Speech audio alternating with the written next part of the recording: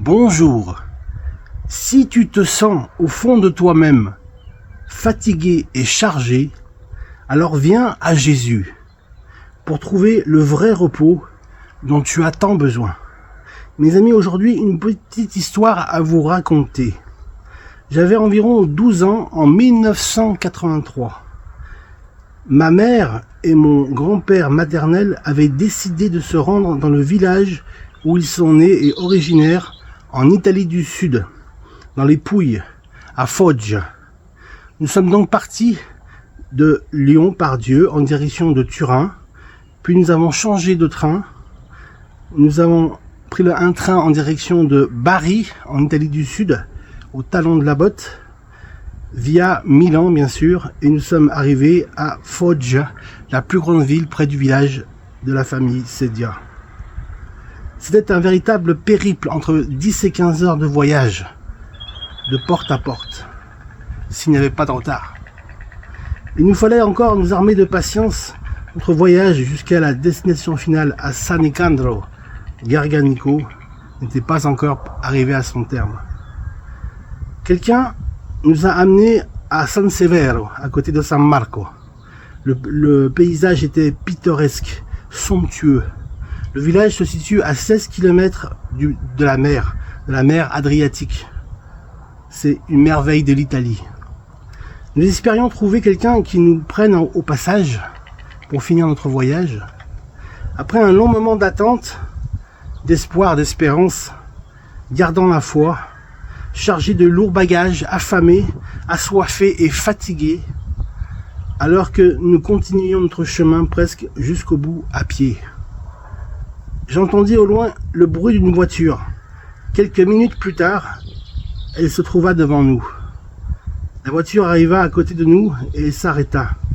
Un monsieur très gentil nous proposa de nous conduire jusqu'à San Nicandro Garganico, le beau et charmant petit village d'Italie, du sud d'Italie, dont est originaire ma famille du côté maternel.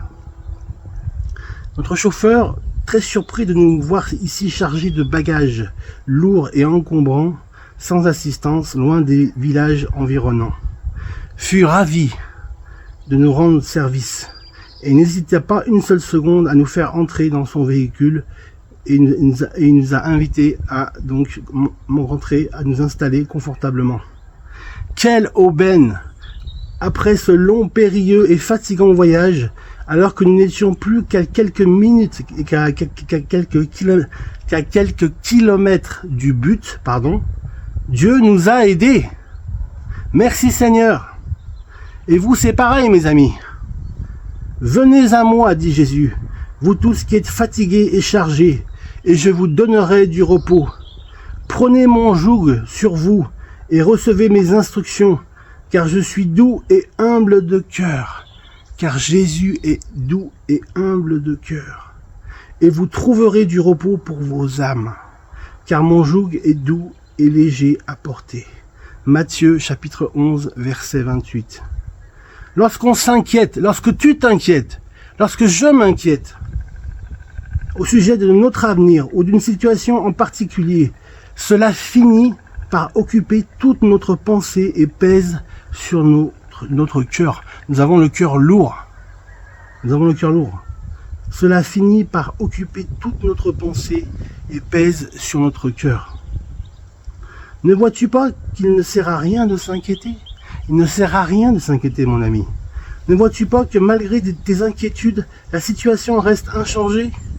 Jésus, le sachant, nous dit dans Matthieu au chapitre 6 et au verset 27, « Qui de vous, par ses inquiétudes, peut ajouter une coudée à la durée de sa vie ?» Nous devons savoir que Jésus aime quand on lui confie nos fardeaux. Il aime quand on se confie en lui.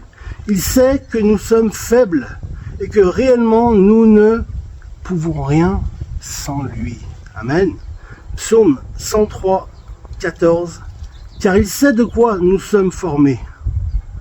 Il se souvient que nous sommes poussière. Nous venons de la poussière et nous retournerons à la poussière. Amen.